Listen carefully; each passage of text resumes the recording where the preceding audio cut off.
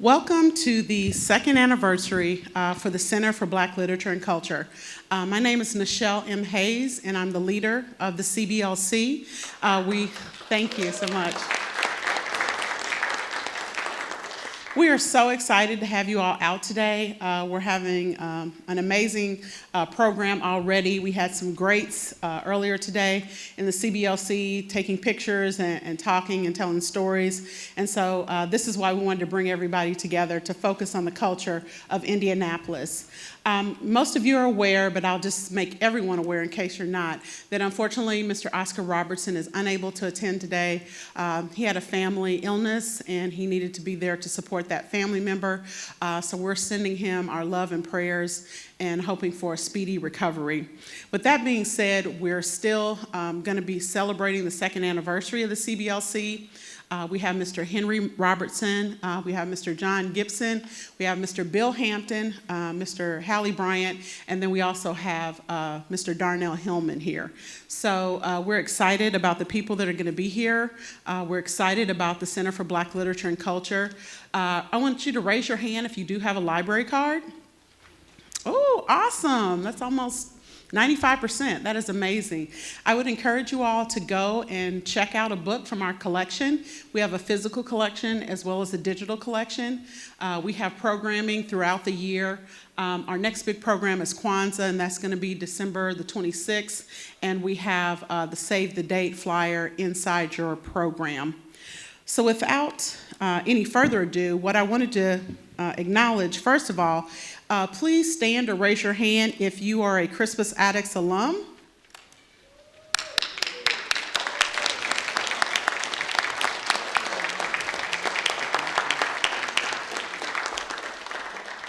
Raise your hand if you're a Crispus Attucks cheerleader. We want to recognize them as well.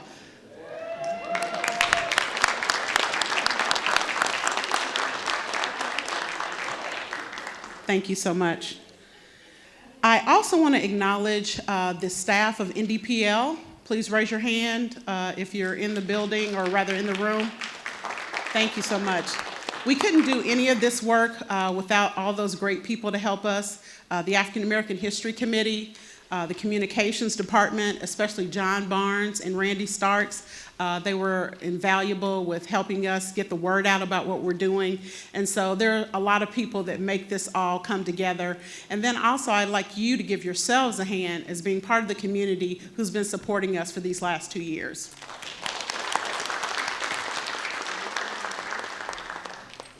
So we're going to have some remarks from dignitaries, and the first thing we're going to do is have video remarks from Congressman Carson. He is unfortunately unable to be here in person today, but he did want to send his greetings. So we're going to cue that up, and then after that, the next person that we will have to speak will be Mayor Joe Hogsett.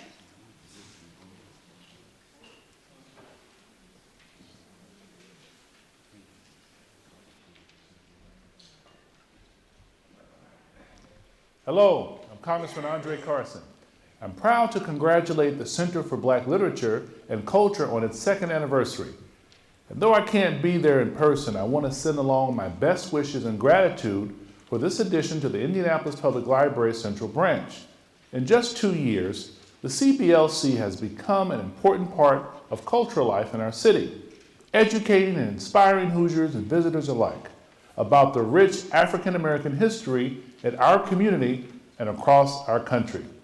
This institution is helping people of all ages learn more about trailblazers who deserve our praise, like our keynote speaker, the great Mr. Oscar Robertson. This NBA player, who is a legend, challenged segregation as students on Crispus Attucks High School basketball team, fought hard to break barriers, and they continue to break barriers on and off the court. We're grateful for all of his amazing contributions and the legacy he has left for Hoosiers and Americans. I'm also excited to see how the CBLC further enriches our community in the months and years ahead. And I pledge to keep supporting those efforts in any way I can, because our history matters and our stories deserve to be shared. Keep up the fantastic work. Salute to you. Thank you.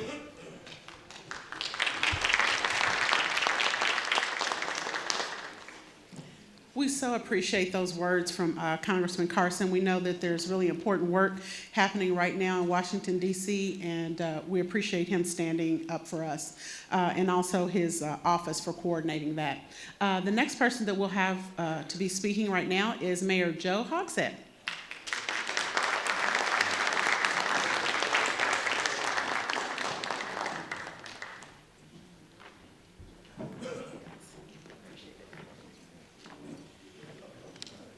Well, good afternoon. So guys, do we have enough chairs for everybody?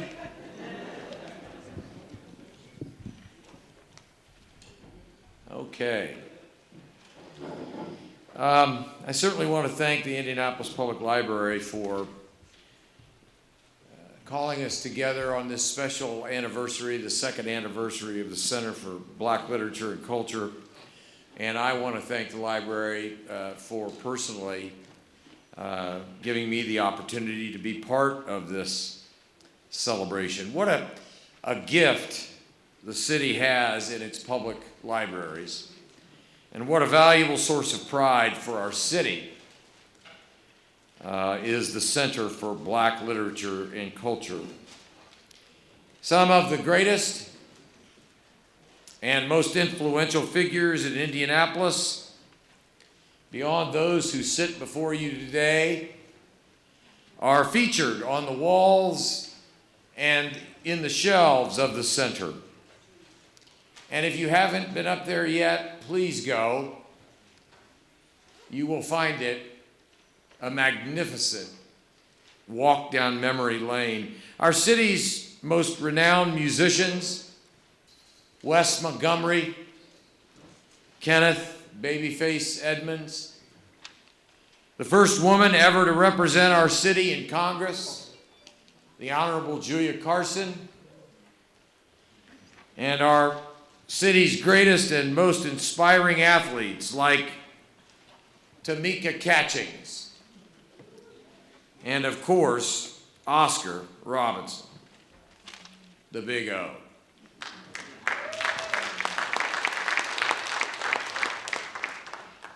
And those who we'll hear from today and have heard from, names like Harkness and Gibson, Robertson, Hampton, Hillman, Bryant. I only wish Hogsett was there. I'll tell these guys, and I'll be brief here. When I played basketball in high school, I was known as a 20-20 man. Now, you might think that a 20-20 man, that's what the coach called me. He said, you're my 20-20 man. And I can remember looking at my coach saying, Coach, you really think I can score 20 points a game and also give out 20 assists? He goes, for gosh sakes, that's not what I'm talking about. He said a 20-20 man is the guy I put in the game when the team is either 20 up or 20 down.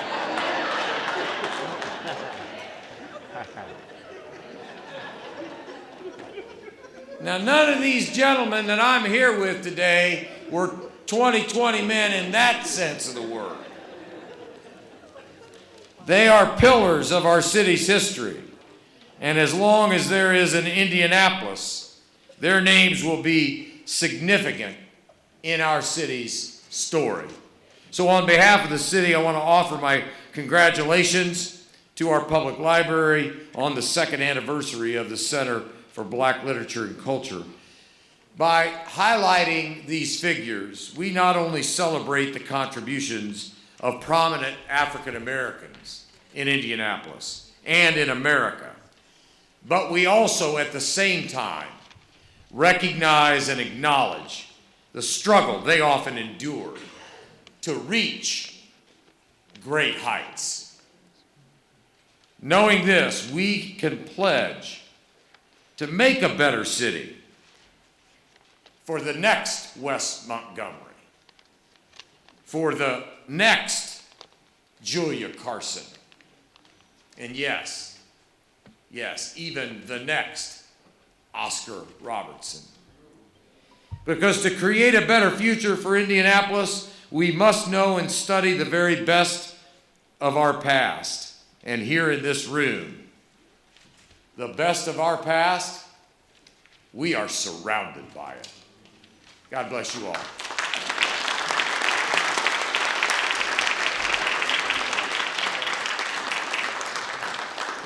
Thank you so much, Mayor Hogsett, for those warm words. We really appreciate it. He got a lot of fan time in a few minutes ago. He got to meet with some of his greats and shake some hands and take some pictures, so he's riding high today. We appreciate him coming out. So the next person that we're going to have to come and speak is our CEO, Jackie Needus. Yes, please give her a round of applause. It was Jackie's idea about the Center for Black Literature and Culture, and she worked on it for several years before we even got started, and so we'll let her bring her remarks. Thank you. Thanks, Michelle. So many people have made it so clear that we are a storytelling culture, and we need to be able to tell our stories. It gets harder and harder as life goes on. And so one of the wonderful things we've been able to do with the Center for Black Literature and Culture is collect so much of the storytelling, so much of the history and the accomplishments of the Black community. But we don't want to stop with what you see in the center today. We're thrilled that you're here today. We're thrilled that you have brought young people with you, because storytelling must cross generations.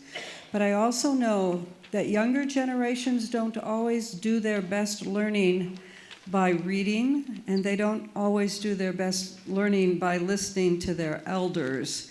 We know that in many ways our young society is a multimedia society. And one of the wonderful things about the Black culture, Black history, is there are so many wonderful videos and music pieces and so many film clips and so many other ways to tell the story of Black history and culture. And you heard the mayor highlight some of the things from the center. We'll be continuing to build on those stories. And the Congressman pointed out, he said he was looking forward to see what comes next in the center. And so after the first of the year, we'll be launching Phase 2. This is the multimedia phase for the center. And we'll be very interested in hearing your thoughts and ideas about what are the stories that we should tell in film and in video as we expand the next layer of storytelling in the Center for Black Literature and Culture. Thank you for being here today, and thank you in advance for all the young people you will bring to the center in the next year.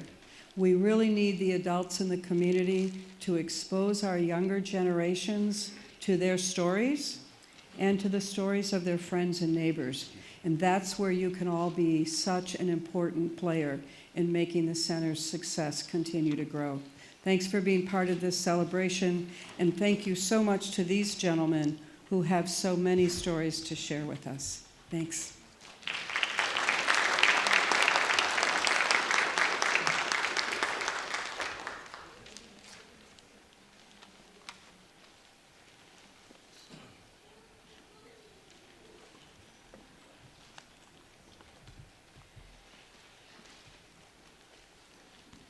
Thank you so much, Jackie, for your leadership. The next person for today will be Dr. Patricia Payne with IPS, and a community leader and a huge supporter of the Center for Black Literature and Culture. And she's also going to speak on behalf of the Indianapolis Public Library Foundation. Dr. Pat Payne.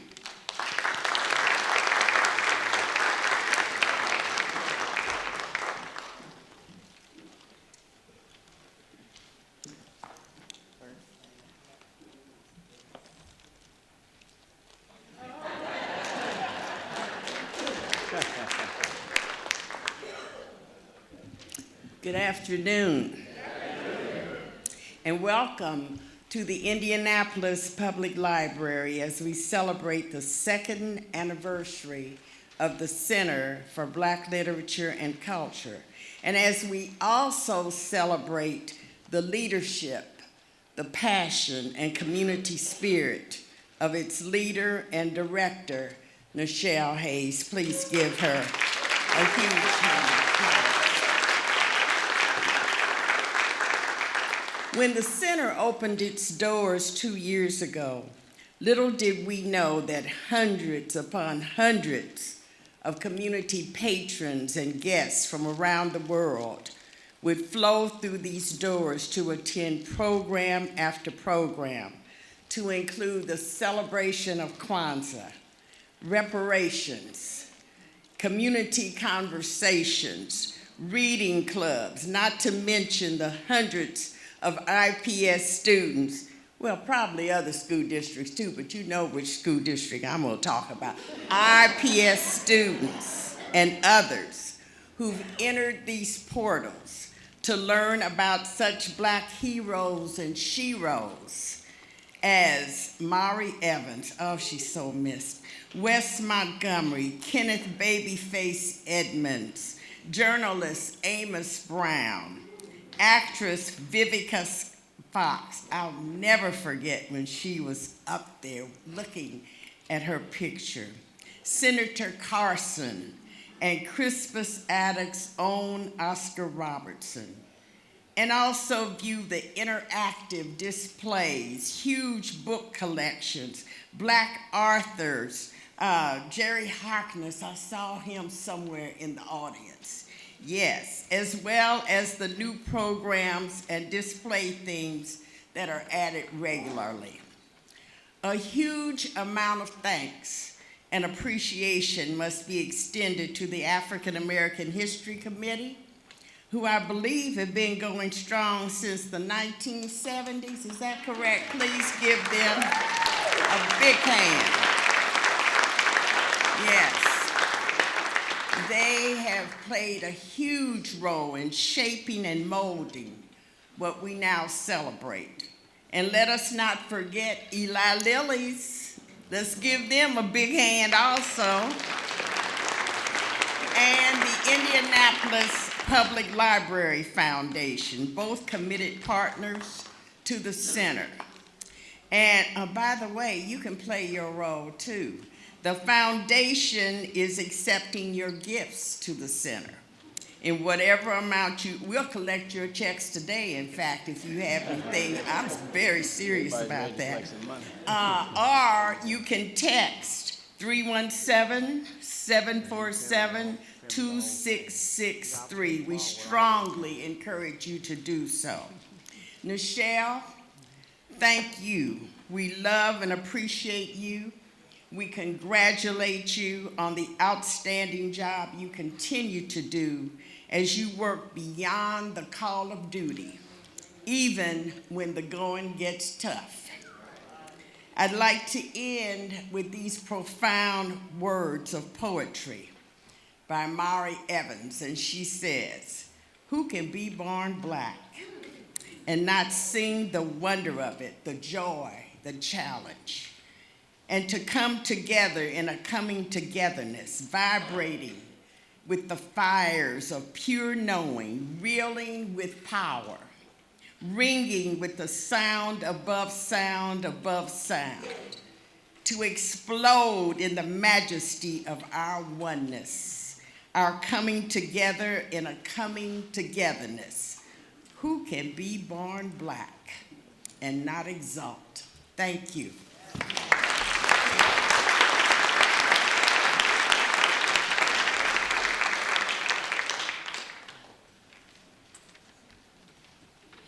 Thank you so much, Pat, for those warm words. She's been a huge supporter of the CBLC since the very beginning. We were just thinking about it, and it was just some drawings on a piece of paper and a thought in our heads. So we really appreciate everything that she's been able to bring to us. So now, without any further ado, we're going to get to the meat and potatoes of our program. And we have some amazing speakers here. We have basketball players from Crispus Attucks over several different years, all of them champions in their own right. And the first person that we're going to have to speak is Mr. Larry O'Bannon. and he was part of the 1951 team that went to the Final Four in the state of Indiana. And we're going to let him share his story for just a few minutes. Mr. O'Bannon.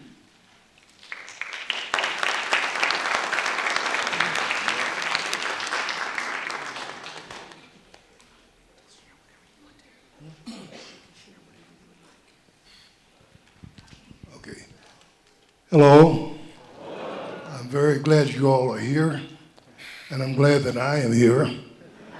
And with these other ball players that are next to me, I played against all of them. I played with one of them at Christmas Adams High School, and that was Hallie Bryant. And so I already played, we played junior varsity first, and we won 21 straight games. So Mr. Crow said, would you guys would like to play on the senior basketball team? And so we agreed, and we played, and we won. And is this off? And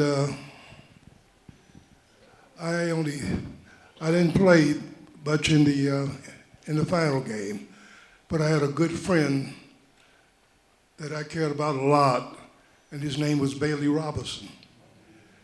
And so I told Mr. Crow that I won't be here next year. And so he said, what do you want to do? I said, I want Oscar Robertson, not Oscar, but Bailey Robertson to play in my place. And he did. And he shot the shot. They called him the hand. They won that game. It took them to the state finals. And so I also knew Oscar when he was a child. When I say a child, because I'm 86 years old. And we were playing a little 101 early one morning, and he just kept passing the ball to me. I said, Oscar, why don't you shoot the ball? He says, Larry, you got the best shot. You're closer to the basket. And so I told Oscar, I said, Oscar, you're gonna be a hell of a ball player. And he looked at me, he said, why? I said, because number one, you like to pass the ball.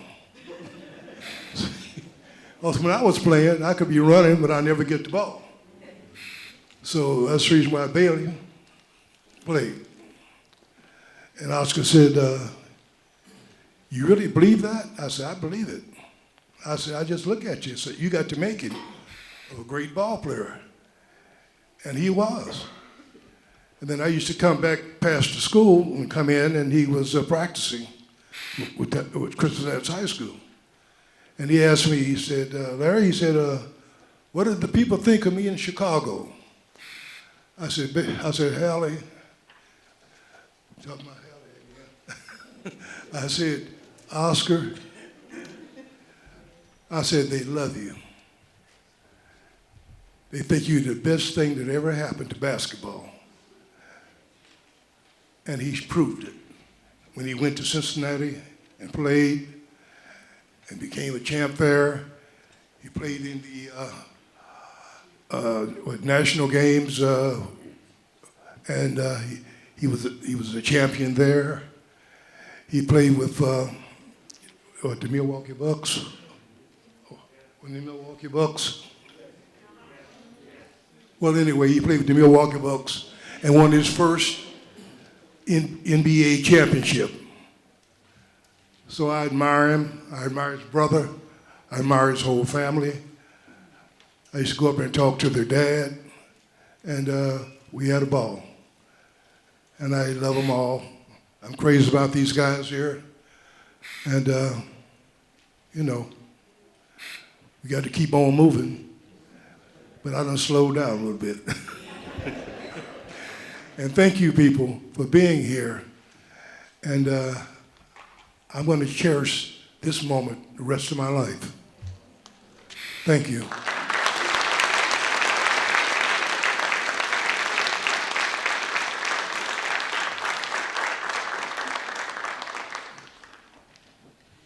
Thank you so much, Mr. O'Bannon, for sharing some of your thoughts and memories from your time at Crispus Attucks High School.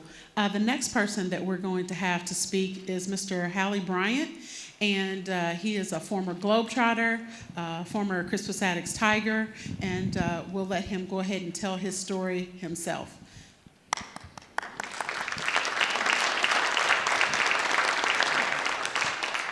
Hello. I guess I'm on here. It's really a pleasure to be here with my colleagues and friends and to be able to speak to a wonderful group of people. Certainly appreciate you coming. When I reflect back to when I was playing basketball in grade school, first I went to public school 24 in Lockfield Gardens. How many have heard of Lockfield Gardens? Okay. Yeah. That was a mecca of basketball. That's where Oscar Robertson, myself, and Willie Gardner, and Bill Robinson, most of the guys here played in Lockfield Gardens. In fact, you weren't very known well unless you played in Lockfield Gardens. It prepared you to play wherever you needed to play. So I reflect on that. And I must say that if I've accomplished anything, it's partly because of the faculty members all the way back in grade school. They teach you how to be very manable to and respect your elders and respect your teachers. And those things will follow you the rest of your life, your attitude. And I try to speak to young people the same way the teachers spoke to me. And I was telling them, sometimes you have to draw a picture for people to catch it. You know, I say, would you like to go to jail? No. Then you need to stay in school, you know. And then you had plenty of examples. You know, one guy named was Gilbert Tishner, and he spent a lot of time in boys' school. That was Plainfield. You don't want to be like Gilbert Tishner. Now, Gilbert Tishner was a great basketball, football, baseball. He was All-American in everything. But he was going the wrong way, so he ended up in prison. That's where he died. But sometimes you have to let a person know the consequences before you get their attention. So I've tried to share that with younger people, and because they look at me and say, Mr. Basketball, MVP and all that. And there's a price to pay. You have to sacrifice. You can't just follow the wrong crowd. You got to respect your parents and your brothers and sisters, and that'll carry you forward. And then you go into school, you got to respect the teachers, listen to them if you want to learn something. And so you keep passing it on. I think each generation should do that. And I try to do my best in doing that. So usually when I'm making presentations, I always like to ask any questions. I think rather than talking, anybody got any questions you want to refer to me? Yeah. Oh, yeah. Indiana University, okay? Indiana University in Bloomington. Yeah, that's good. It's okay. First of all, Crispus Attucks. There was a school called Public School 17 where Coach Ray Crow started. And Ray Crow, he was like a role model. My father and Coach Ray Crow has been my role models down through the years. So played there, and then from 17 to Crispus Attucks, then Crispus Attucks to Indiana University. I was blessed to win a scholarship to go to Indiana University, where Branch McCracken was the coach at the time. And that's probably the only reason I've been able to go by getting a scholarship, because my family wasn't very money-wise. So it was a blessing. Any other question? Yes. Okay.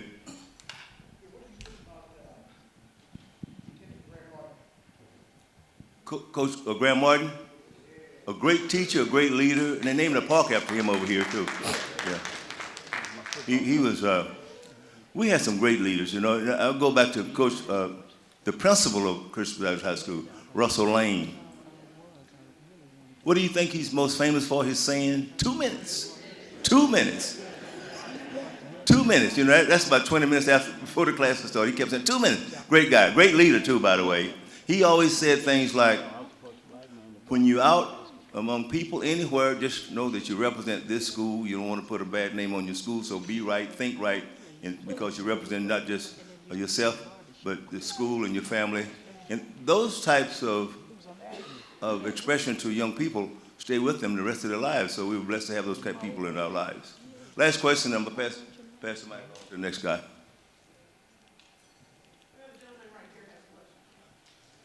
Yeah.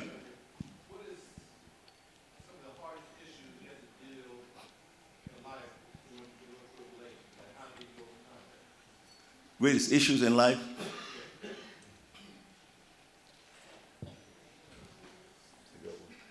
Well, you know, some people call it poverty, but we didn't know poverty in my home because it's so full of love. Love is a many splendid things. So I know what you're saying. Hard times make you tougher and rougher. Never think, anytime you're down, when you come out of being down, you're stronger than the person who had it all together. So that's what I was taught to. And my dad would say, son, if they did something some way, something, you could do it too. They put their pants on the same way you put your pants on. So that's instilling belief in anyone. That's the best thing you can do for another human beings is let them know there's hope. Let them know that they can do whatever anyone else can do if they pay the price and sacrifice. Thank you very much. Pass it on here.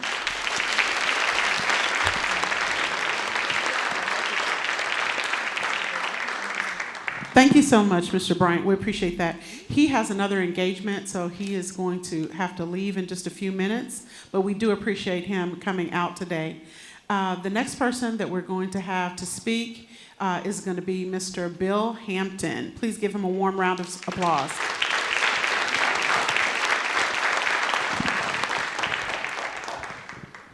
Well, I better be careful because if I break this thing, they'll ask me to pay for it, and I'll have to find the quickest exit out of here. My name is Bill Hampton. I was a member of the 1955 state championship basketball team at Christmas Attucks High School.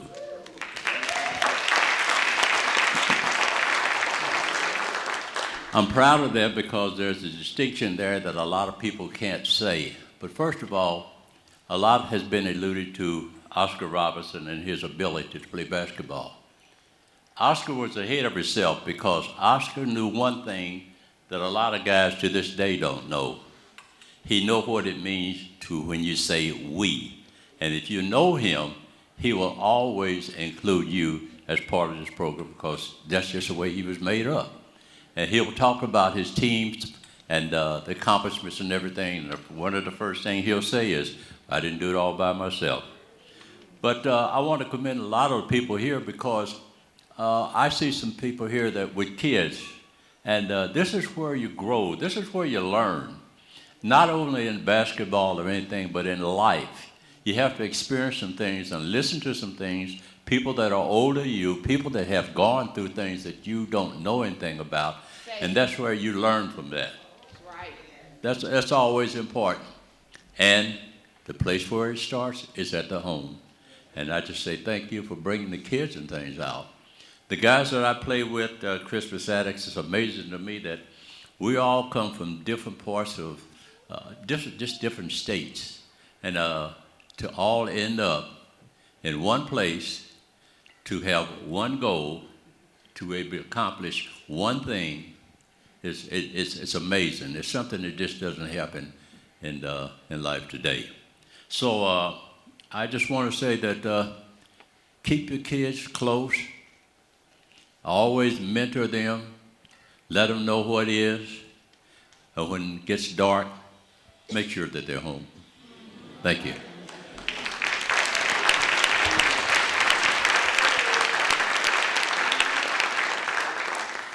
Thank you so much, Mr. Hampton. He's also quite the jokester. We were able to be on AM 1310 this week, and he could have his own stand-up if he wanted to. So we really appreciate him coming out today. The next person that we're going to have speak is Mr. John Gibson. Good afternoon, everybody. First, I'd like to thank Nichelle and the library for including us on this CBLC second anniversary and letting us be a part of it. First, I want to say about Christmas Attucks High School. It was like, I can't begin to tell you about it. I mean, just the teachers, the training you got, and the basketball especially. I learned a lot. It was a good journey for me. I was a sub on the 1955 team with Bill Hampton there, and I was starting center on the undefeated 1956 team. during the regular season. I didn't play in the tournament. Thank you, thank you. I especially like what the library is doing on their permanent display. I have several books that I plan on donating for the display. As some of you may not know, I published a book called Winners, and our story, a lot of our story is in that book. And I just can't say enough about our journey. It just keeps resonating down through the years. It's been 60-something years, and I'm not that old. You know? But it was a God-sent thing for me, you know.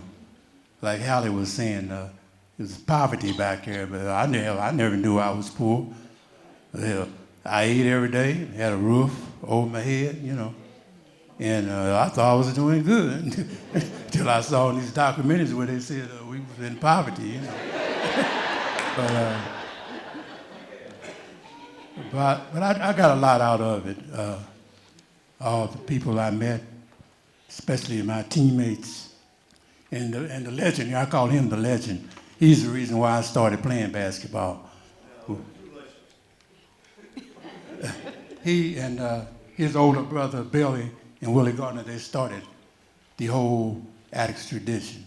And I'm just thankful to have been a part of it. And unless there are any questions, that's about all I have to offer today. Thank you so much. So we're actually going to take questions at the end. So we're going to have a moderated Q&A. So note cards have been passed out. So feel free to write your question out there, and then we're going to take some of those questions at the end, as many as we possibly can. Thank you. So thanks for having me. Thank you so much, Mr. Gibson. We appreciate that. Please give him a warm round of applause.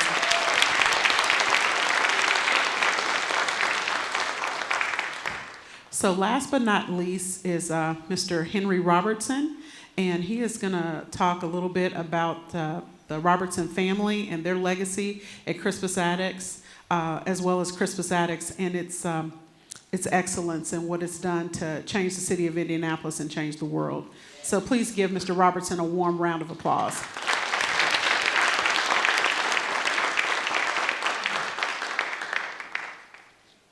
Well, I'll start out by letting you all know that I had a father and a mother.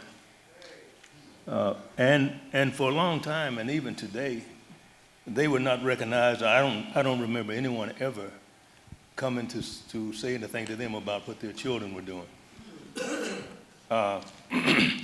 Now, I had a mother that would sneak to the games because she was a rebel rouser. And whenever she went to the game, they always asked her to leave. Because if she saw something happening out there like a foul, she would just go ballistic. But mothers are supposed to go ballistic. My oldest brother was Bailey Robertson. You all knew him as Flap. I'm going to start with him because my mother and father, my mother's name was Maisel, and my father's name was Henry, the same as mine. And I'll do it that way. Bailey was charismatic. He was fashionable. And I always thought he should have been a politician or something like that. Because if it wasn't anything that if he challenged it and tried to sell it, he would sell it. And all of you, Bailey's name is still synonymous, and everybody here knew Bailey one way or the other. Bailey's shot in 1951. I think it was 51. But when he hit that shot and won that game, it sort of put the Crispus Attucks High School on the map. Prior to that, we were just a quiet little school over there on the west side, and people just go by every day, and now that they found out who we are, they're trying to close us down. And I hope that never happens, because it would make a very nice cultural arts center. Bailey was one that the coaches used to tell us, because we had such a small student body, they'd say, look, if you guys don't participate in two events, you're not going to play. Bailey tried track. He made one loop around the track and got to the gate going to the basement, went straight downstairs, and that was it. But he did pick up baseball. So Billy was a basketball/baseball player. Now, as a basketball player, my brother Billy was a shot. I mean, he would shoot the ball.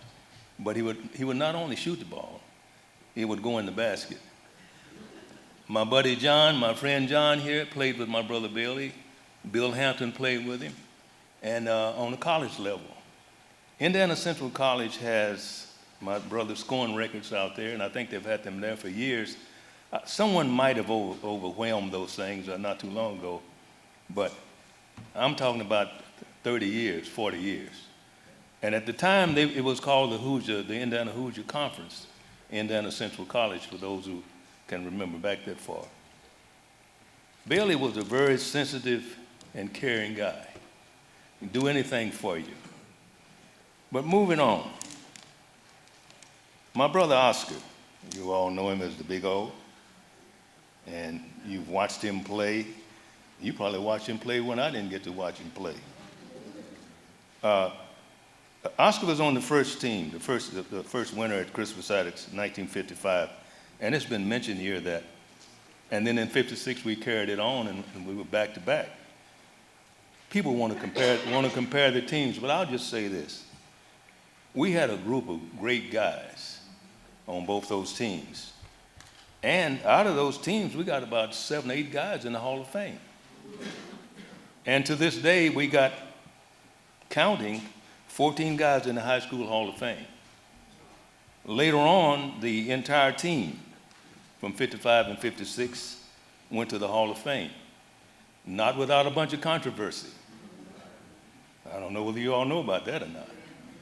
We got in on an addendum, but they didn't have Oscar because USA Today called him and ESPN called him, started asking him some real serious questions, and all of a sudden we became an addendum and they put us in the Hall of Fame.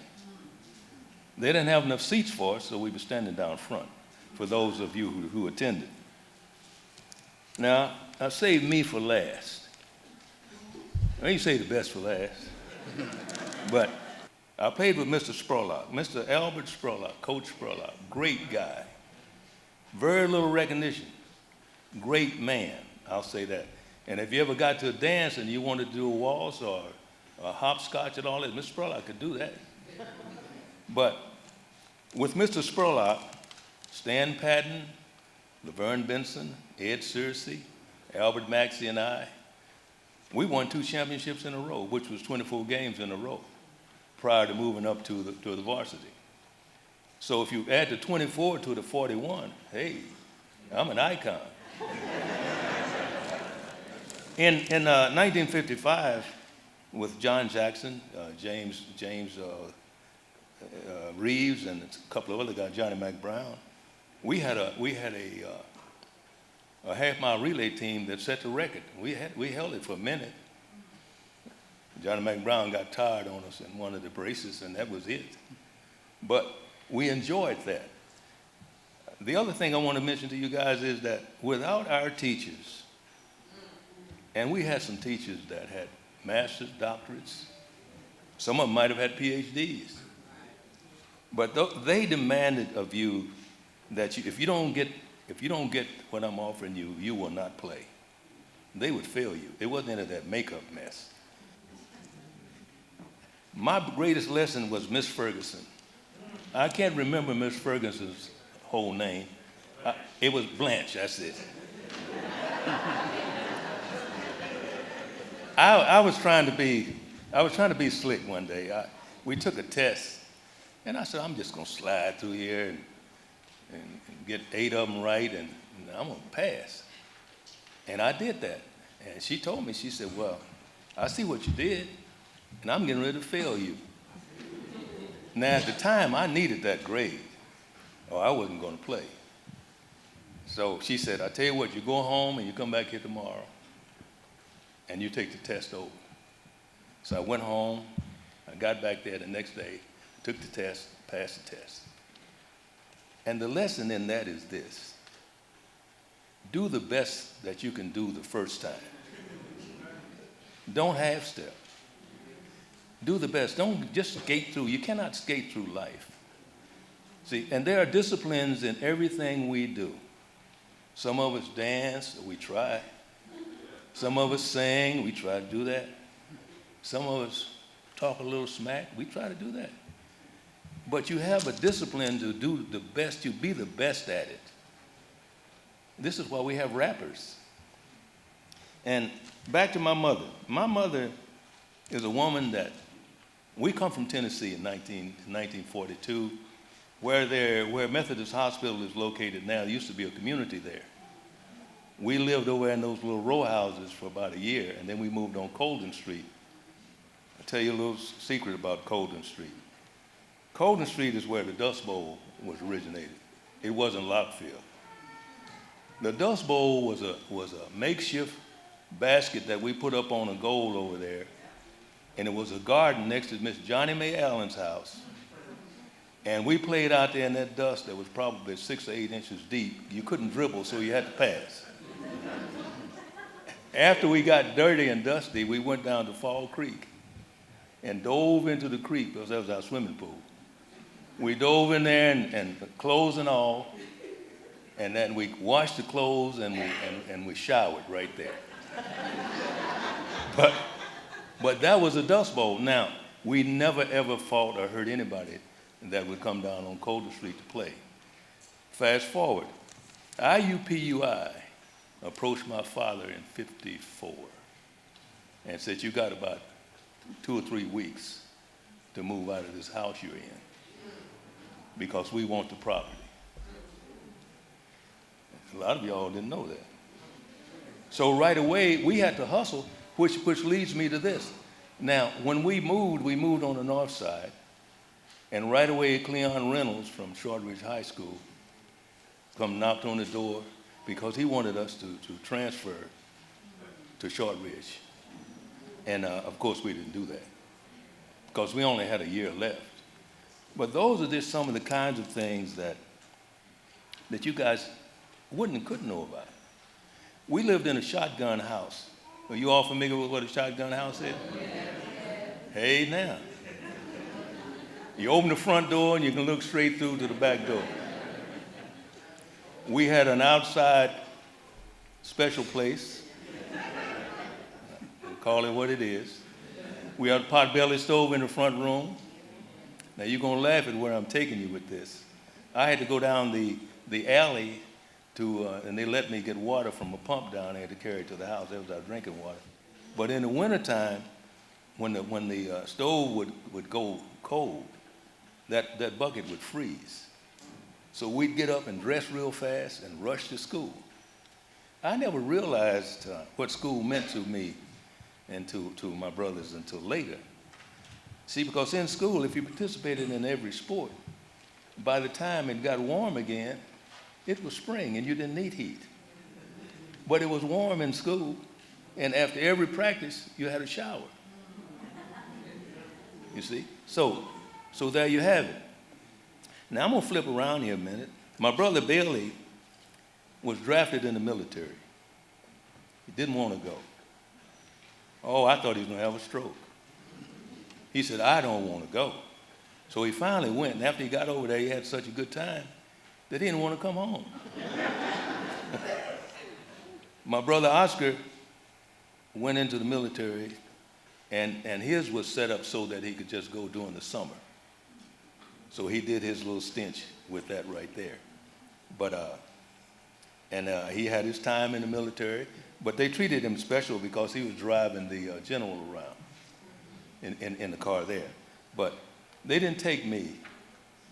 There's nothing wrong with me, mind you. But I had too many children. And they said, no, we can't take you. But bottom line, Hallie mentioned it earlier before that our skills were honed on over in Lockfield. Every summer, we had a tournament over there. And we had guys over there that didn't go to high school, but you remember a guy named Buddy Q? Buddy Q was tough. Buddy Q, and there would only be 7 of them. Those guys would hand you, in fact, they won that Lockfield tournament once or twice. But those guys would hand you anything that you could handle. And the funny part about them is they didn't have a lot of shoes. So when they had time out, the guy that went to the bench gave the guy coming in his shoes. And but we learned to love guys like Buddy Q, Bruiser, James Gaines. We honed our skills right there. Joe Buckhalter, who's not with us anymore. Those of you who know Tom Thacker, any of you guys know Thacker? Played with the ABA over here? Well, pray for him because he had a little stroke the other day. And but all in all, when you look at all of this, and you look at the people in the Hall of Fame, and you look at a lot of the other teams that are winning and losing, we had the common denominator, and that was Oscar, the big O. And with him, there's so many things that my brother accomplished in his lifetime. But when they talk about America's team with Michael Jordan and Charles Barkley and all those guys that went to the Olympics, I want you guys to Google. I'm not much on Googling, but Google up this. In 1960, they had college seniors, graduates, guys from Phillips, sort of AAU, Phillips 66, and they went overseas over there, and they beat everything they run into. They beat them so bad that some of the officials asked them to kind of hold up a little bit. They did not lose a game. They didn't lose a game. So to me, that was the all America's team. Now, the guys they got, when you take a professional over there, which they took over there not too long ago, they got their socks beat off. See, so there you go. Once again, life is a discipline. And when you talk about school and college and so on, and I'll finish up by saying this. I went through school the slow way. I didn't have any money or scholarship. So I attended University of Cincinnati. And my last endeavor was I was in class with my mother taking a course in culinary arts. How about it? I don't know about you guys. If you've ever eaten anything that my mother cooked, she make you bite your hand. After that, I worked for the state of Ohio, where I retired. Prior to that, I worked in manpower for about 16 years. I trained young people into the building trades. I prepared them to go in and do rough carpentry and finish carpentry and things of that matter. Then I went on with the state, and I was a juvenile parole officer for 21 years. Well, / social worker, because you did have to go in some of them houses. But I did that, and I retired from that. I enjoyed that. But part of my giving back, and I'll say this to you, if you have a skill, figure some way to give it back. Now, for 17 years, I volunteered in Little League, baseball, basketball, and football. And while I worked with those young men, none of them got in trouble with the law. When you ask what you can do, if you got a skill, that's the way you can give that skill back. And I did that. I did season to season. Now, once my kids got old enough and didn't want to do it anymore, I sort of let it go. They were 17, 18 years old then, and they were getting ready to go into AAU. But all in all, and in conclusion, I'll say that my brother's not here. And I'd like for you guys to pray for he and his family, because Yvonne is ill, and he would have come except for that. He did not want to leave and have to maybe go hurry back to that. But a lot of people are wondering why he didn't come, and this is the reason he didn't come. But all in all, that's the Robertson family. Billy, Oscar, and I. We're from Tennessee. We're farmers. We raise pigs, chickens, and hogs. And we learn how to ride tractors. But we learned a good work ethic from my grandfather. We got up every day. We worked every day. We did not complain. And as I said, in a discipline, My brother, for one, excelled in that. And you know, I don't know whether you guys believe in God or not. If you do, I'm going to say this and then I'm done. God gave my brother to us because no one does it better. No one did it better. So take that with you.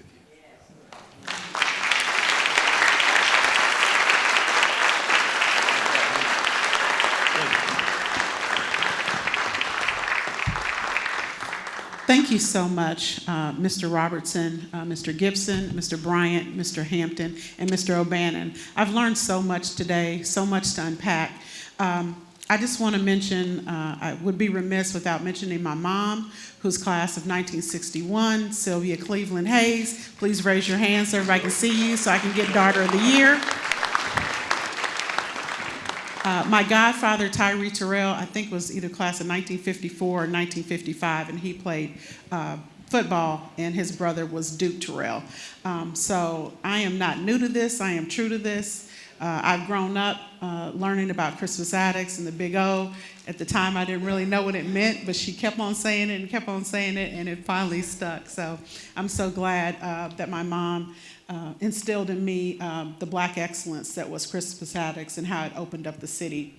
So if we could have staff members and volunteers to take the note cards, just pass them to the end, and one of the volunteers will come and get those, and we'll go ahead and take a couple of questions.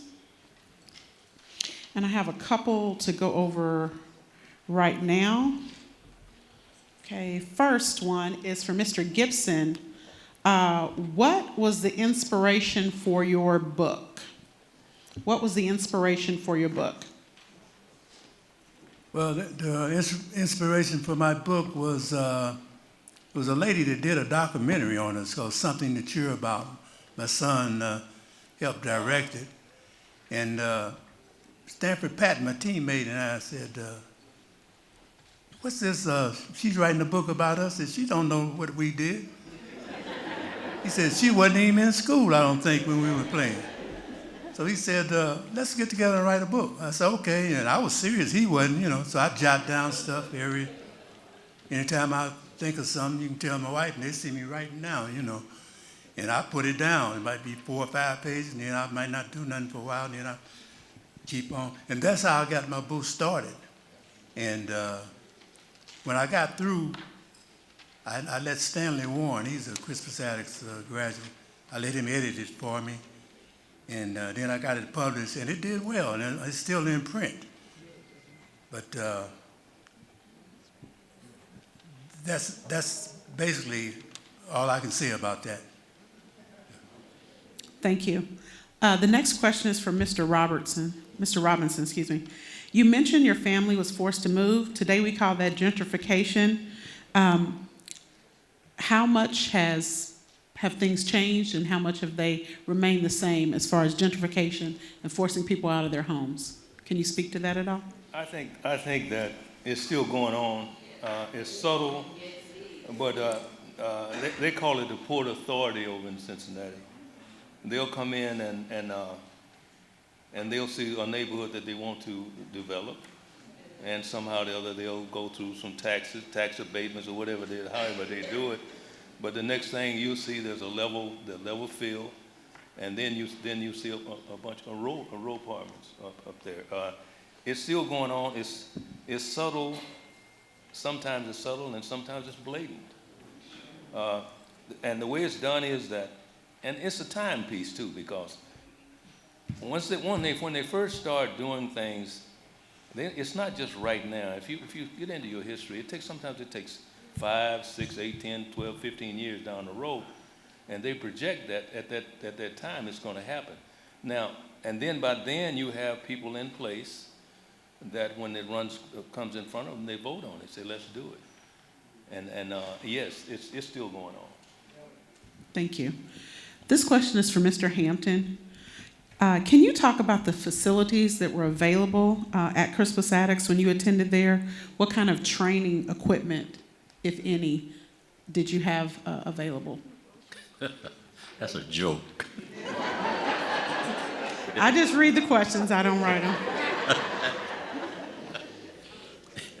Well, I tell you what, training facilities, none. Exercise equipment, none. The only thing you had was what you were able to do leading up to playing basketball. You know, I remember when I was a kid that if you were fortunate enough to get a pair of skates, and when one would go bad, you simply take your 2x4 and take one end of it and put it on one end of that 2x4 and the other, and the other. Oh, you've been there, huh? That's what it was. But we did not have the luxury of having a training room and things of this nature. That's the reason I said the kids today should just be very appreciative of a lot of these things. But when you go out and you have to it was the talent, it was the togetherness, it was the idea that you had you were a member of the Christmas Addicts Tigers basketball team, something that all the kids would like to have been, but wasn't able to achieve. Something that a lot of guys that did not get to play would love to have played with Christmas Addicts, but by virtue of the fact that we were thrust into a situation whereby there was just so many of us and just so many could play that we were there. So, training facilities, no. That might have been a ringer. They might have known the answers to that question, but that does help us to see the differences between 1955 and 1956 and where we are now. I was talking to my daughter on the phone this morning, and I said, I think sometimes we don't think about the hardships that our parents and our grandparents endured to put us to where we are right now. But I think also that kind of everybody was on the same level, so you didn't really feel like you were poor because everybody was in the same boat. You were just kind of on an even playing field. But when you're looking back on it, it was a hard time, but it built up character, which is something that Mr. Bryant just mentioned. Another question we have, and any one of the gentlemen can answer this, why has the continuous poverty in the African American community today been such a challenge for Indiana and America?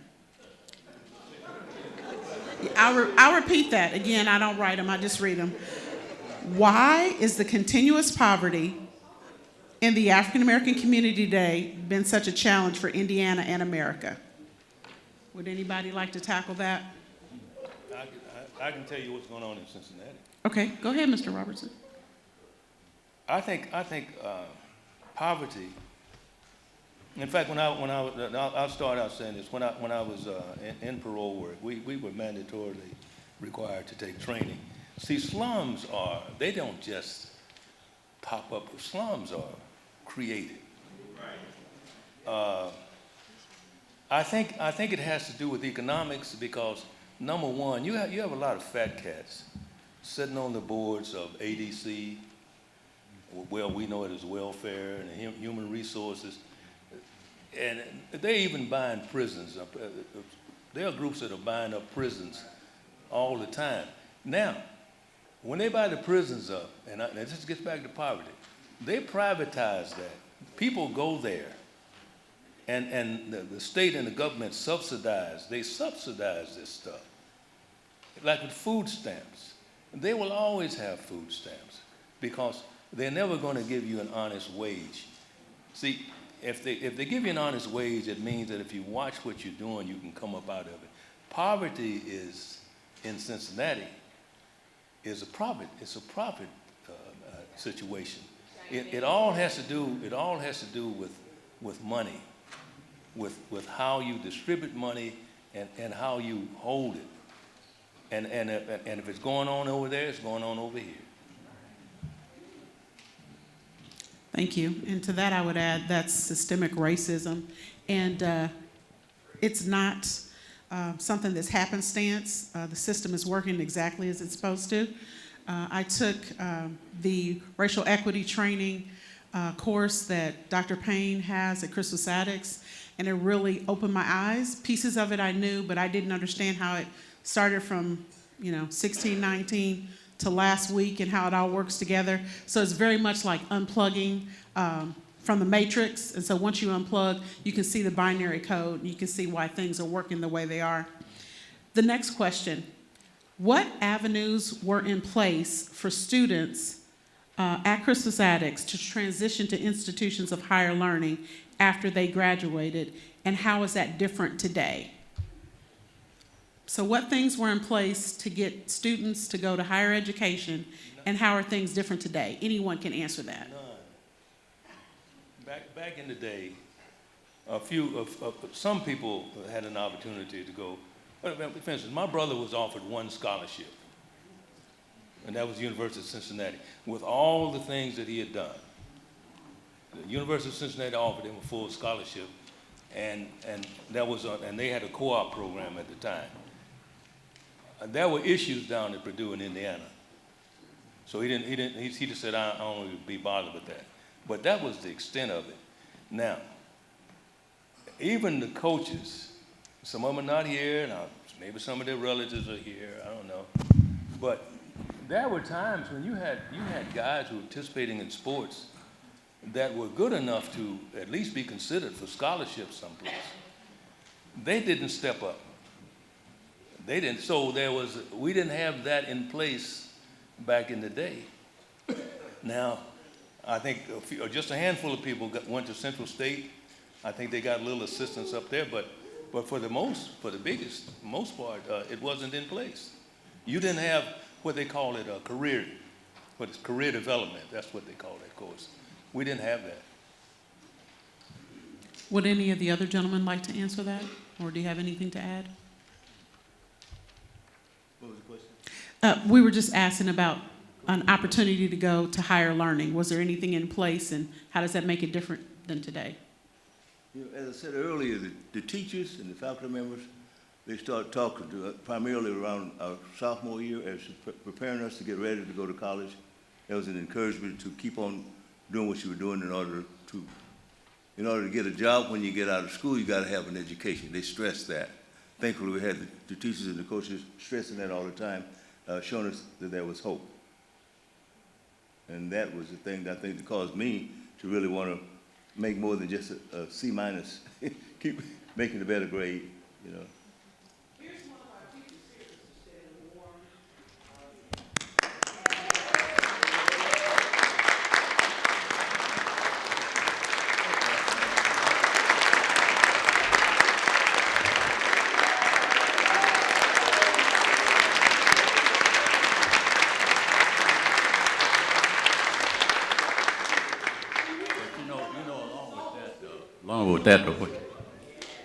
Along with that, what you were saying is that, even before you get to that stage of it, you got to realize that there has to be some parental guidance in there. You can tell a kid something, and it'll come in one end out, right out the other. But you have to constantly beat that into their brain that, tomorrow is going to be more difficult than it is today. And so people come around and they think, well, okay, I'm going to do this. One of the worst things that ever happened to me was I had a couple of dollars and bought an old piece of car. That thing, that deters you from what the ultimate goal is. So preparing for college or what have you, you got to have them a reason that they want to go to college. You have to instill in them that there's a reason that you don't want to be satisfied with what you're doing. You go to college, and then if you fall short of what it is you really want, you'd be that much farther ahead had you gone to college as opposed to not having gone. All right. Thank you. Our next question, can you talk a little bit about the Crispus Attucks coach in 55 and 56? How did you guys feel about him? And did you connect with him? I think that was the last part of that question. So how did you feel about the coach in 55 and 56? Was that Mr. Crow? Yeah, that was Ray Crow. Okay. Yeah, because I spent a lot of time with Mr. Crow after I had left high school. In his latter years, when Mr. Crow was ill, and health was failing, and so forth, I used to play golf with him. I used to get him to bowl. I used to get him out when he really didn't want to. Really didn't want to get out and didn't feel like doing things. And he'd always tell me, well, I'm too old now and I can't do this or what have you. But you develop a love for a guy like that, for the things he's done for you over a period of time. We don't appreciate the things that we should appreciate until we get older. And maybe that's part of just nature, getting older. A lot of people, they're thrust to the side simply because they have gotten older. But Mr. Crow was one of those guys that I spent a lot of time with after that. He was more like, Mr. Crow was like a player oftentimes, as opposed to always just being a coach, because he was always for you. You could come and talk to him when you couldn't talk to a lot of people. The relationship that you have with Mr. Crow, if you were a player, is totally different from that as you were with a lot of your teachers. You loved your teachers. They turned around and they wanted you to do the best that you could be. But Mr. Crow, you could go tell him anything and talk to him about things that you couldn't do with your teachers. So I had a good relationship with him after that. I mean, many years after that. And I can say that up until the time that he passed away, he told me, he said, I'm ready to go. And I said, he looked at me and he said, you think I'm crazy, don't you? I said, I think you're talking crazy. He said, no. He said, I've had a good life. I've enjoyed the things that I've done. And I love people and they love me. And he said, I'm ready to go. And that's the best. That's a good testament. Thank you.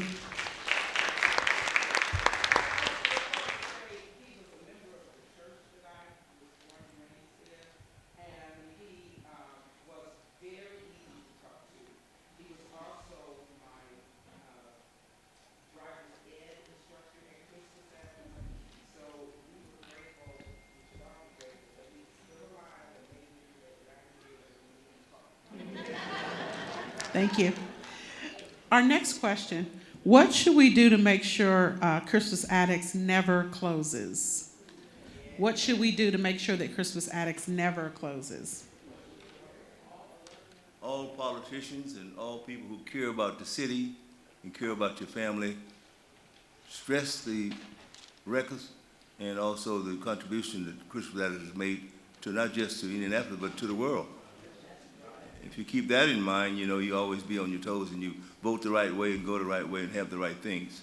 So Coach Crow, I must say this about Coach Crow. Like I said earlier, he was like a parent. And Coach Crow and my father were my role models. And the 4 F's, he was firm, fair, flexible, and frank. He demanded respect and he gave respect. I remember a time in the classroom and a guy named John White was talking loud and cutting up. And Mr. Crow, if you ever notice Mr. Crow, his temper started jumping up like that. Veins. So he got up very quietly. This guy had his cap on too. He took the cap off of John White. And he about 6 times that way, up and down like that. And stood him, put him down. The whole room you could hear the little bitty pin drop. Boom. Everybody like this. But he demanded respect, and everybody loved him for that. Not just for the boys, but the girls, everybody respected. No one called him Ray, by the way. I could never call him Ray. Coach Crow. As far as Christmas Addicts is concerned, I haven't been over here for a while, but I know that all those houses, I call them the Flannel House houses, all are behind the big Presbyterian church I don't know whether they're still there or not, but the IUPUI, Port Authority, and I don't know who else is involved, they're on a move to take all that property, in there and redevelop it. Now, the question is that you said, what can you do? I don't think that petitions will help at this point. I think it's in the plan. I think the decision's already made, and they're trying to figure out how to do it quietly. But I think now, if they keep Christmas Addicts there and make it maybe an arts place out of it, whatever, but they may eventually tear it down. And if you've gone across Fall Creek and gone down where the old waterworks used to be, past where the YMCA used to be, if you cross that little bridge right there and go down, all you see is apartments. You go, everywhere you go, there's apartments. Now, and I think that they're going to do that old Flannel House property the same way. I think IUPUI is working on moving in there and pushing that down. So I don't know what you can do unless the building goes up for sale and there can be a group of people that buys the building. And that's improbable. That's not going to happen. Excuse me, I'm the one that wrote that question. I wanted to Yeah. make sure that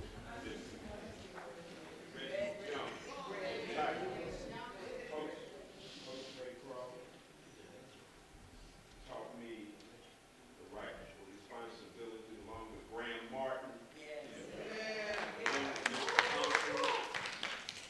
Along with Mr. Spurlock. Along with Mr. Lunsford.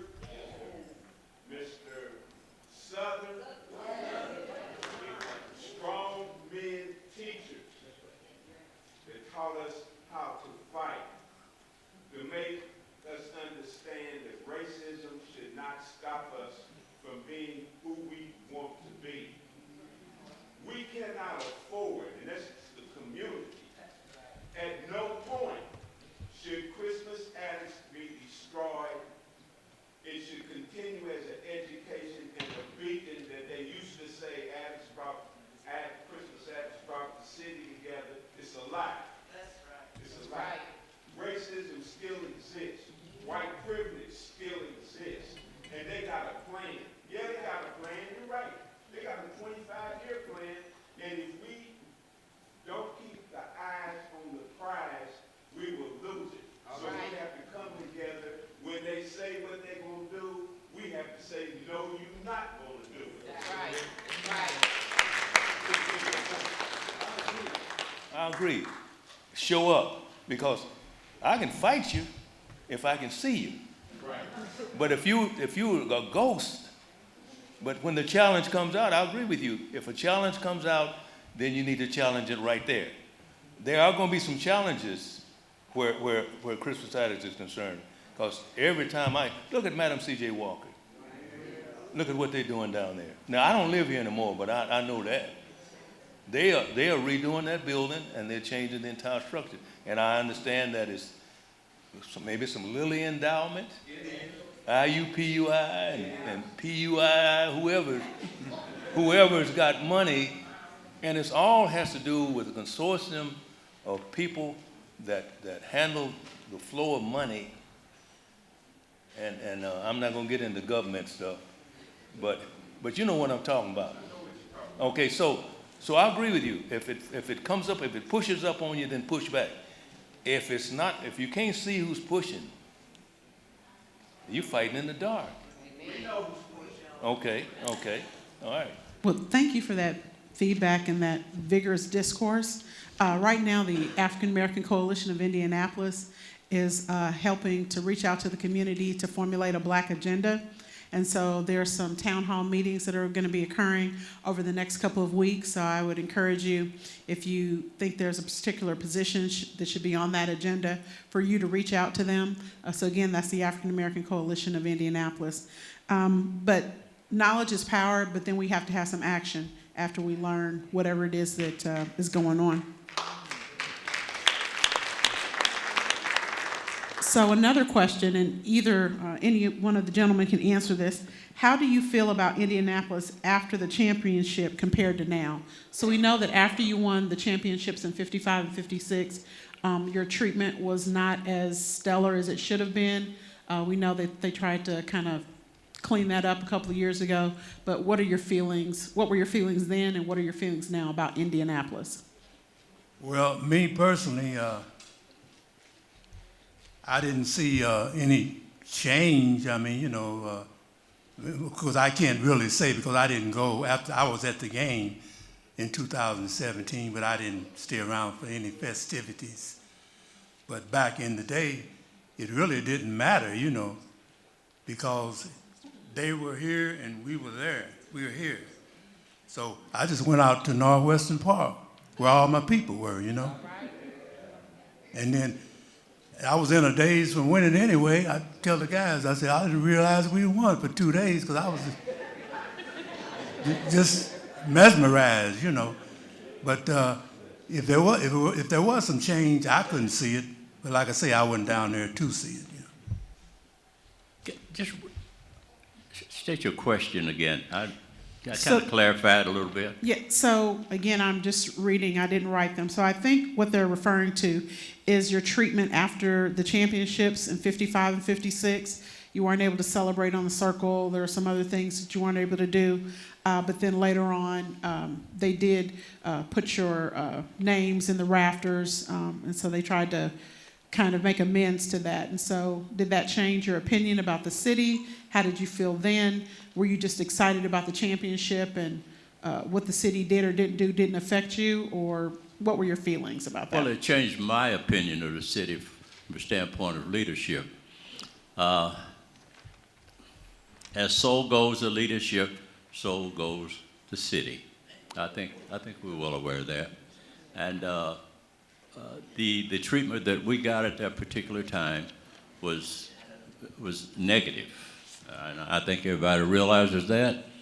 There's been enough said about it. But the treatment of today, it's a little more liberal, but needless to say, it is still there. You still have to understand that,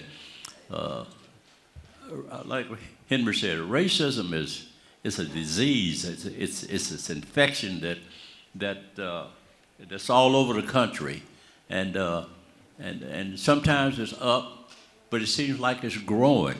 To me, it looks like it's regressing back from where it used to be. But then that starts, you know where it starts. I mean, you know, it starts with leadership. It starts at the top. And until that is taken care of there and funneled down. Now, as far as we were concerned, the way that we were treated or what have you, it was not good. You cannot turn around and wait till you get them an adult and expect to be changed. You have to start earlier than that because it's already instilled in you. The guys, the way that they were received this last time over at Christmas Attucks after they won the state championship, I think it was pretty good simply because they were afforded to do some of the things that we were not able to do. And that's what you call progress. That's what you call when things are going from one point to another. But the fact remains, there's still a lot to be done. And I think it'll be, honestly, I think it'll be generations to come before, I don't think it'll ever be wiped out. Personally, I don't think it'll be. But I tell you, it's head and shoulders better than what it was when we won the state championship. Thank you. Mr. Robertson had something he wants to say. I got a couple of examples. How many of you guys in here know what the free agency and the Robertson rule is about? Okay. Free agency is that after you spend a certain amount of time with the team, you have a right at the end of that period of time to negotiate and go where you want to go. And what free agency did when it was established was give guys an opportunity to exercise that. And not only did free agency do that, the free agency has allowed guys like James Harden to get $50 million a year. That's a hell of a lot of money. I mean, excuse me, but that's a lot of money. That's a lot of money. Okay, now, the person that they have pledged with creating the Robertson rule is my brother Oscar. Now, let me tell you what has happened to him. Now, he would never do this, but I'm going to do it. Because, like you say, if it's a fight, bring it.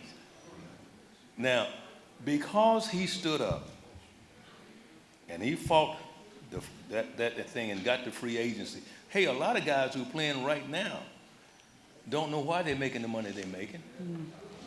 They have no idea. But because he did that, you remember when he was announcing on the TV game, play-by-play? He only did it about a year, and then after that, Musburger said, "We don't need you anymore. You're too explicit." But I'm using that as an example that there's been subtle retaliation. Now, Jerry West has said there's no reason why my brother, the Big O, should not have more involvement in the NBA than he does. Bill Russell, if you see him at the games, sitting there, yeah, I love Bill. He used to come to the house and eat. I have nothing against Bill. Get it if you can get it. But this man makes about $800,000 a year doing that, just sitting there. Bill's health is in pretty bad shape, so they prop him up. So back to you talking about Crispus Attucks. You still getting profile over here. Now some of it you bring on yourselves, and the way that I'm dressed will get me in more places than you can think of. I don't have any earrings or studded ears and diamond tips in my tongue, and I don't have tattoos on my face. I can go in. I have gone in places and they say, "Hey, Reverend, how you doing?" Hey, Doc, how you doing, Doc? And I've been able to go into maternity wards. I've been able to walk in and come in and go out and have my way. So you're going to get profiled if you dress a certain way. There's no way to get past that. How you act will cause you to be profiled. Things haven't changed. But when you ask about Crispus Attucks and his things have changed, things in Cincinnati. My brother played for the University of Cincinnati for years and was all everything over there.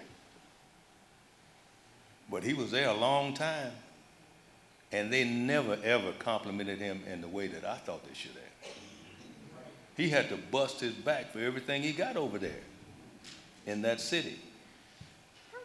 I witnessed it, and I told him, I said, you know, they throw you under the bus all the time. I said, and they can't help but throw me under there too, because I don't have any comeback. They throw me right under there with him. It's just a shame that you ask that question, or somebody asks that question. Yes, it still goes on. It's subtle, it's blatant, it's low down, it's wrong.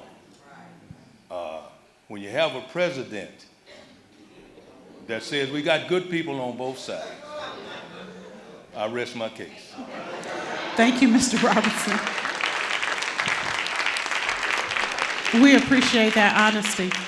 I have one more question, and then we're going to make a couple of announcements. After that, the gentleman will meet everyone up in the Center for Black Literature and Culture, where they're going to do a meet and greet. They're going to have pictures, all that great stuff. I would encourage you to take some tours, also check out some books.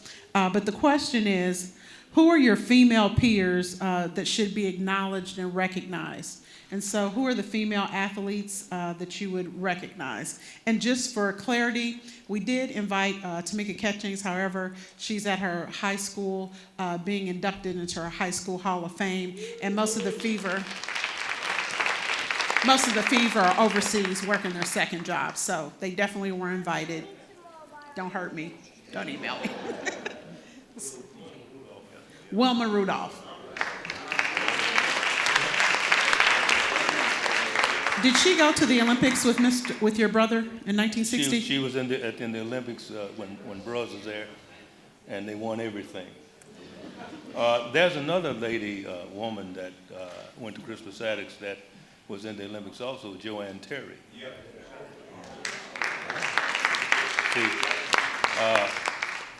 And still lives here in Cincinnati. I mean, not Cincinnati, but in Indianapolis. So they were all part of that Tiger Bells situation down there. Now, Wilma Rudolph's a Tennessee girl, so I want y'all to know that. She's from Clarksville, Tennessee, and there was a whole lot of them It's about 12, 13 of them in the family. But she, to me, is the all-time great with what she accomplished. And she had some kind of polio. She survived polio and still was one of the quickest women that ever run the track. So that would be my recommendation right there. Do any of the other gentlemen have a lady athlete you'd like to mention?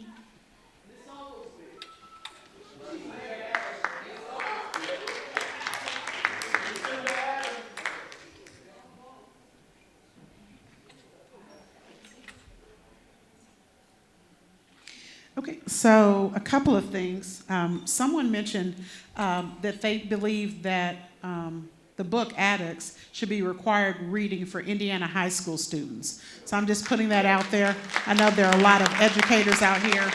I appreciate the mayor for staying. So he's listening to all this. I'm sure he's taking copious notes.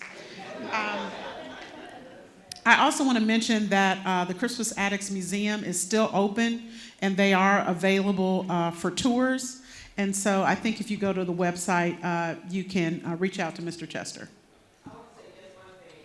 The one the Walker Theater is going to open up in February next year, and that's when they're going to open that up. Thank you so much. Thank you so much. The women's definition is Oglesby. How many remember Miss? She was a cheerleader. But she also taught. She was head of the cheerleaders too. Yeah, yeah. Okay. And Mrs. Norton, the nurse. How can you forget the nurse? They should name that whole area after Mrs. Norton. A lot of people fake sickness to go there.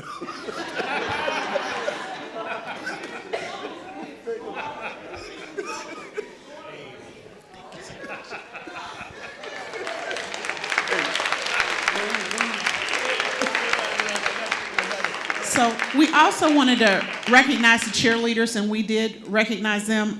We realized the head cheerleader passed away about 2 weeks ago, and so we're sending love and light to her family at this time as she rests with the ancestors. Miss Gladys King wanted us to know that she received a nursing scholarship because of the championship team. And so she was trained at Indianapolis General Hospital.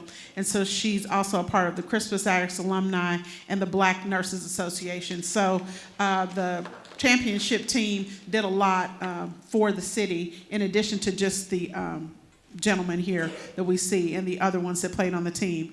November 5th through 7th, 2019, at the University of Dayton, the Roger Brown Residency of Sports, Writing, and Social Justice is going to be held, and Will Haygood is the writer for that. So just sending out some information. So we can't take all the questions. What we do want to do is give a warm round of applause for the gentlemen today.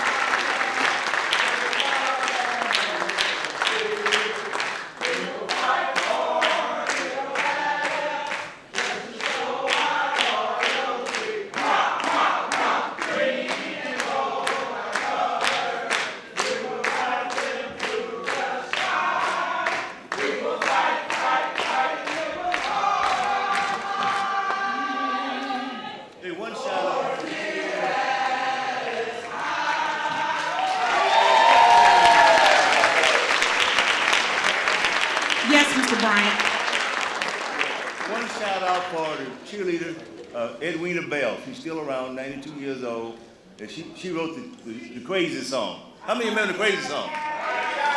Edwina Bell, she's still around, good friend of ours. Oh, buddy.